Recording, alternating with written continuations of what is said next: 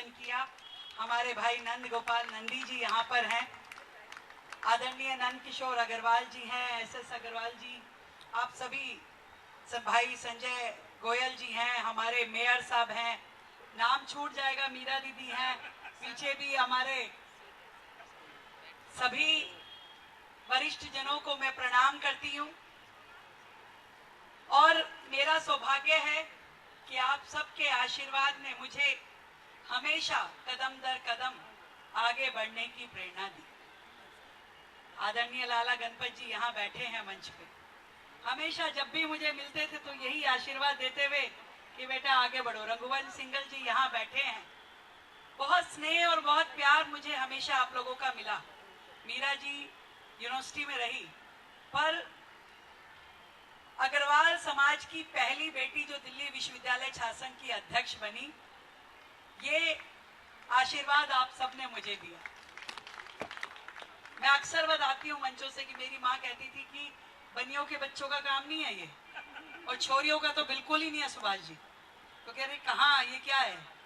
तो पर प्यार, आशीर्वाद और ईश्वर की कृपा थी कि मेरे लिए काम करने का रास्ता बनता गया। और मुझे नहीं मालूम कि मैं कब चलते चलते यहाँ तक पहुंची, पर आज यहाँ इस दायित्व पे खड़े होकर के मुझे ये जरूर महसूस होता है कि मेरे ऊपर कितनी ढेर सारी जिम्मेवारियां हैं और उन जिम्मेवारियों का निर्वहन मुझे करना है। अगर नंद किशोर जी ने कहा कि पता नहीं कौन सा पिटारा, भाई पिटारा बिटारा कुछ नहीं, हम बनियों के बच्चे हैं, तो हम ये ध्यान कर लेते हैं कि कौन सी चीज राज्य के फायदे में है। तो मैंने अभी पीछे घोषणा की कि दिवाली से पहले पहले जीएसटी रिफंड 1600 करोड़ रुपए का जीएसटी रिफंड है। भाई आप सभी हो अधिकतर जीएसटी वाले, तो सारा दे देंगे ताकि अगली किश्त आने की तैयारी बन जाए। ये सब आदरणीय प्रधानमंत्री जी का विश्वास है जो हमारे समाज में और इस देश की बेटी में उन्होंने जताया और इतनी बड़ी जिम्मेवारी से हमें नवाजा। और महाराजा अग्रसेन जी की कृपा है हम सब पे कि हमारे लिए सबसे महत्वपूर्ण चीज जो है वो समाज में हमारा नाम, हमारी प्रतिष्ठा, हमारा कर्म है। कभी हमारा हाथ इस तरह नहीं रहता, हमेशा सेवा करने में रहता है। और मैं भी अपने समाज का नाम हमारे शिरोमणि अग्रसेन जी महाराज के चरणों में इसी संकल्प के साथ मेरी ये सेवा यात्रा शुरू हुई थी कि मैं जब भी जहां भी रहूं अपने कर्मों से समाज को सुशोभित करूं और सबको मेरे वहां होने से गर्व की अनुभूति हो। तो मैं आप सबको फिर से विश्वास दिलाती हूँ और खास करके आज का शुभ दिन जो महाराजा अग्रसेन जी की जयंती है, उस दिन मेरे लिए और महत्वपूर्ण हो जाता है कि मैं अपने प्रभु के चरणों में यही कामना करूं कि प्रभु इतनी शक्ति दो कि जितनी अधिक से अधिक सेवा मैं कर सकूं अपने इस राज्य के लोगों की, उससे भी अधिक मैं करने की क्षमता मुझे दो, ताकि दिन रात मैं लोगों के काम आ सकूं, उनके दुखों को कम कर सकूं, उनकी खुशियां बढ़ा सकूं और राज्य की तरक्की करवा सकूं। आप सबका आशीर्वाद मेरे साथ यूं ही बना रहे, मार्गदर्शन रहे और हम रोज कुछ ना कुछ और बेहतरी की ओर कदम बढ़ाएं। बहुत ढेर सारी बधाई। बोलो अग्रसेन जी महाराज की जय, कुलदेवी माँ लक्ष्मी की जय। बहुत बहुत धन्यवाद। कार्यक्रम अभी समाप्त नहीं हुआ है, शुरू हुआ है, क्योंकि हमारे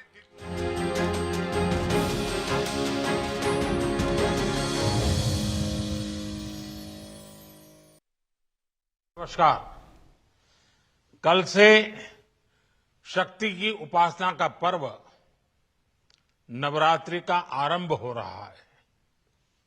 आप सभी को बहुत बहुत शुभकामनाएं। नवरात्रि के पहले दिन से देश आत्मनिर्भर भारत अभियान के लिए एक और महत्वपूर्ण और बड़ा कदम उठा रहा है। कल यानी नवरात्रि के प्रथम दिवस 22 सितंबर को सूर्योदय के साथ ही नेक्स्ट जनरेशन जीएसटी रिफॉर्म्स लागू हो जाएंगे। एक तरह से कल से देश में जीएसटी बचत उत्सव शुरू होने जा रहा है।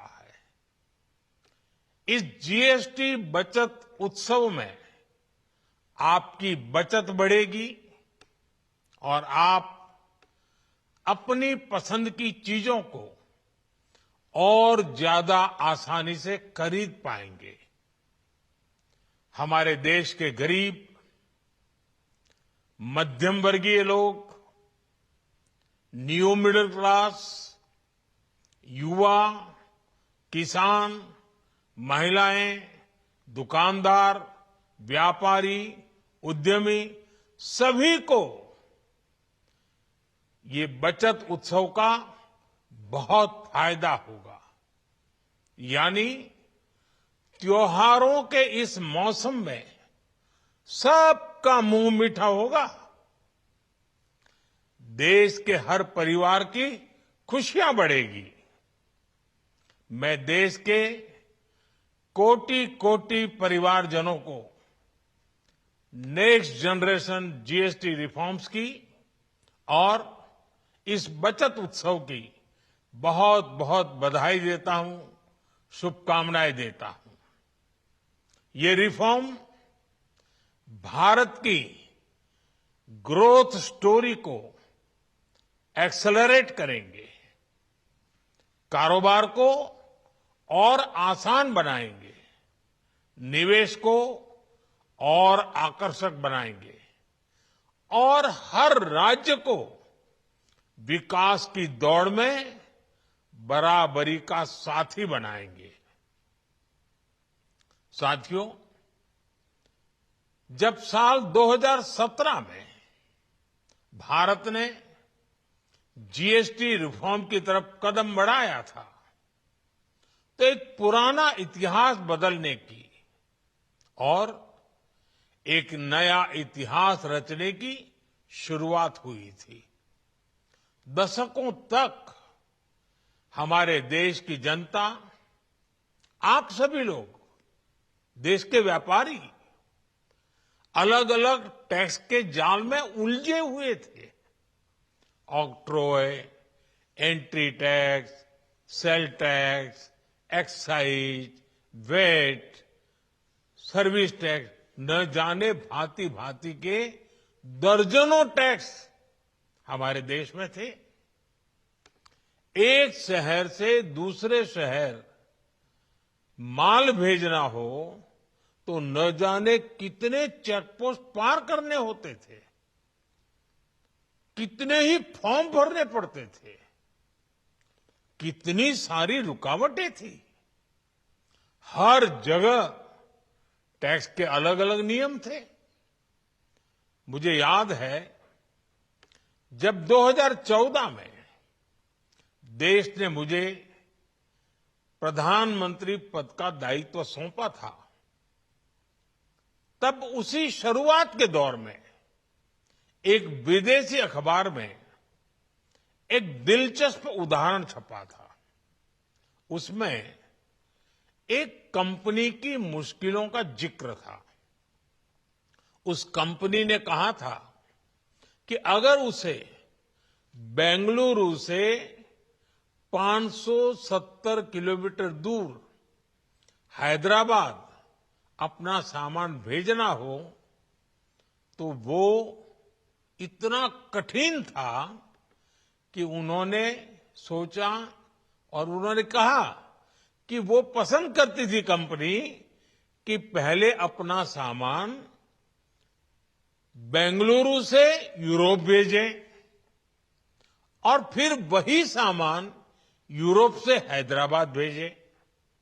साथियों, टैक्स और टोल के जंजाल की वजह से ये तब के हालात थे और मैं आपको सिर्फ एक पुराना उदाहरण याद दिला रहा हूं।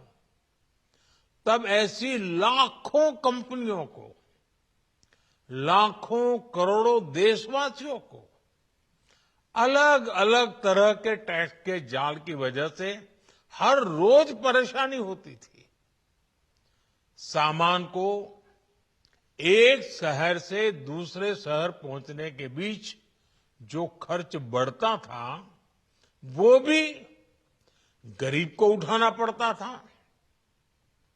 आप जैसे ग्राहकों से वसूला जाता था। साथियों, देश को इस स्थिति से निकालना बहुत जरूरी था।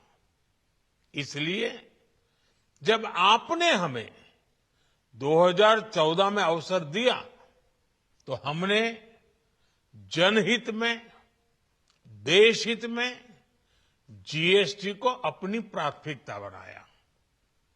हमने हर स्टेक होल्डर से चर्चा की। हमने हर राज्यों की हर शंका का निवारण किया, हर सवाल का समाधान खोजा।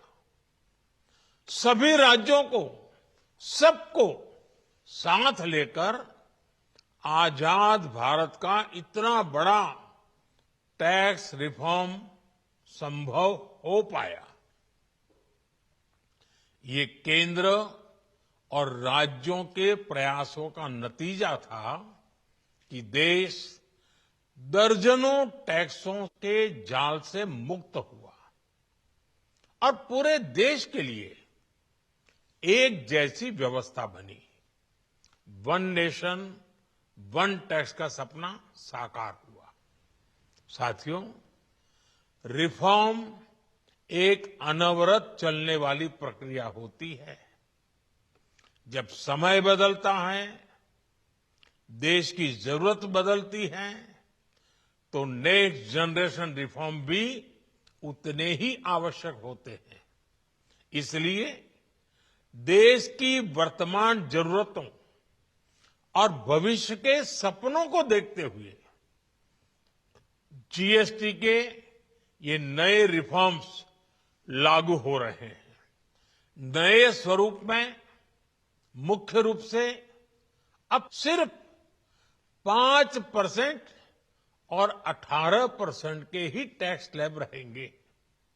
इसका मतलब है रोजमर्रा के इस्तेमाल की ज्यादातर चीजें और सस्ती हो जाएगी। खाने पीने का सामान, दवाइयां, साबुन, ब्रश, पेस्ट, स्वास्थ्य और जीवन बीमा, ऐसे अनेकों सामान, अनेकों सेवाएं या तो टैक्स फ्री होगी या फिर केवल 5% टैक्स देना होगा। जिन सामानों पर पहले 12% टैक्स लगा करता था, उसमें से 99% यानी करीब करीब 100 के निकट 99% चीजें अब 5% टैक्स के दायरे में आ गई है। साथियों, पिछले 11 साल में देश में 25 करोड़ लोगों ने गरीबी को हराया है, गरीबी को परास्त किया है और गरीबी से बाहर निकल करके 25 करोड़ का एक बहुत बड़ा समूह नियो मिडिल क्लास के रूप में आज देश के अंदर बहुत बड़ी भूमिका अदा कर रहा है। इस नियो मिडिल क्लास की अपनी एस्पिरेशंस हैं, अपने सपने हैं। इस साल सरकार ने 12 लाख रुपए तक की इनकम को टैक्स फ्री करके एक उपहार दिया और स्वाभाविक है, जब 12 लाख रुपयों का इनकम टैक्स में राहत हो जाए तो मध्यम वर्ग के जीवन में तो कितना बड़ा बदलाव आता है, कितनी सरलता सुविधा हो जाती है। और अब गरीबों की भी बारी है, न्यू मिडिल क्लास की बारी है। अब गरीब को, न्यू मिडिल क्लास को एक तरह से डबल बोनांजा मिल रहा है। जीएसटी कम होने से अब देश के नागरिकों के लिए अपने सपने पूरे करना और आसान होगा। घर बनाना, टीवी, फ्रिज खरीदने की बात हो, स्कूटर, बाइक, कार खरीदना हो, ये सब पर अब कम खर्च करना होगा। आपके लिए घूमना फिरना भी सस्ता हो जाएगा, क्योंकि ज्यादातर होटल्स के कमरों पर भी जीएसटी कम कर दिया गया है। वैसे साथियों, मुझे इस बात की खुशी है कि दुकानदार भाई बहन भी जीएसटी रिफॉर्म को लेकर बहुत उत्साह में हैं। वो बहुत जीएसटी में हुई कटौती को ग्राहकों तक पहुंचाने में जुटे हुए हैं। बहुत सारी जगहों पर पहले और अब के बोर्ड लगाए जा रहे हैं। साथियों, हम नागरिक देवो भवः के जिस मंत्र के साथ आगे बढ़ रहे हैं, नेक्स्ट जनरेशन जीएसटी रिफॉर्म में इसकी साफ झलक दिखाई देती है।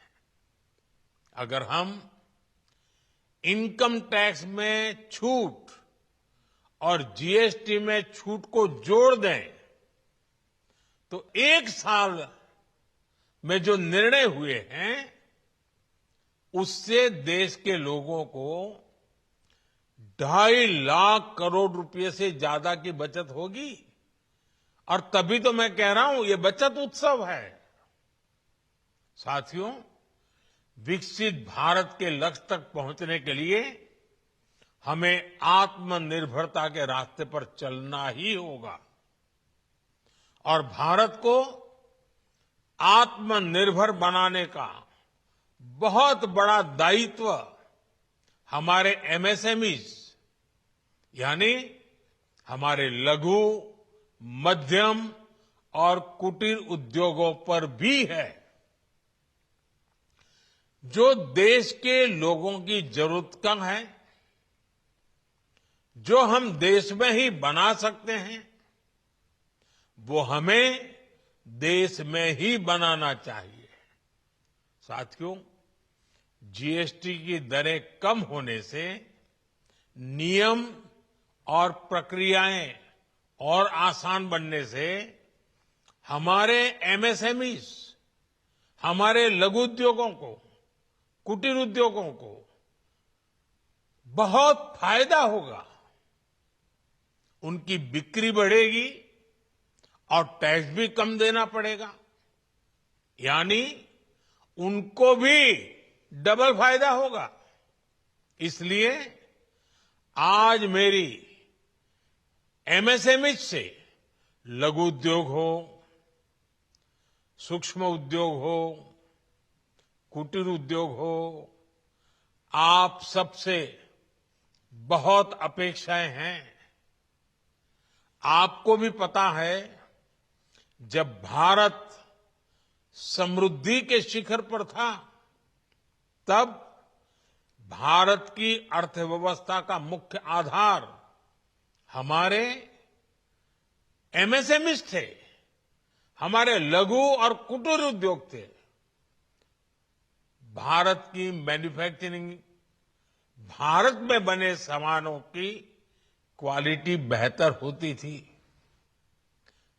हमें उस गौरव को वापस पाना है। हमारे लघु उद्योग जो बनाए, वो दुनिया में हर कसौटी पर बेस्ट हो, उत्तम से उत्तम हो।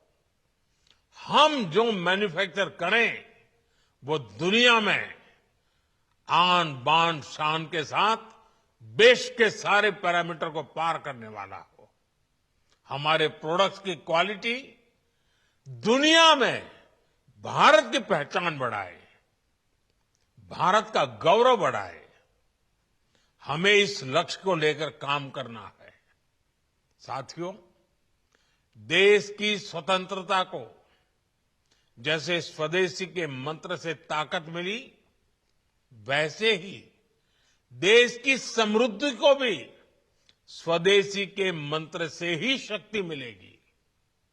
आज जाने अनजाने हमारी रोजमर्रा की जिंदगी में बहुत सी विदेशी चीजें जुड़ गई है, हमें पता तक नहीं है। हमारे जेब में कंघी विदेशी है कि देसी, हमें पता ही नहीं है। हमें इनसे भी मुक्ति पानी होगी। हम वो सामान खरीदें जो मेड इन इंडिया हो, जिसमें हमारे देश के नौजवानों की मेहनत लगी हो, हमारे देश के बेटे बेटियों का पसीना हो। हमें हर घर को स्वदेशी का प्रतीक बनाना है, हर दुकान को स्वदेशी से सजाना है। गर्व से कहो ये स्वदेशी है, गर्व से कहो मैं स्वदेशी खरीदता हूं, मैं स्वदेशी सामान की बिक्री भी करता हूं। ये हर भारतीय का मिजाज बनना चाहिए। जब ये होगा तो भारत तेजी से विकसित होगा। मेरा आज सभी राज्य सरकारों से भी आग्रह है, आत्मनिर्भर भारत के इस अभियान के साथ, स्वदेशी के इस अभियान के साथ अपने राज्यों में मैन्युफैक्चरिंग को गति दे, पूरी ऊर्जा से, पूरे उत्साह से जुड़े, निवेश के लिए माहौल बढ़ाएं। जब केंद्र और राज्य मिलकर आगे बढ़ेंगे तो आत्मनिर्भर भारत का सपना पूरा होगा। भारत का हर राज्य विकसित होगा, भारत विकसित होगा। इसी भावना के साथ मैं फिर एक बार इस बचत उत्सव की अनेक अनेक शुभकामनाएं देते हुए अपनी बात समाप्त करता हूं। एक बार फिर आप सबको नवरात्रि की, जीएसटी बचत उत्सव की बहुत बहुत शुभकामनाएं। बहुत बहुत धन्यवाद।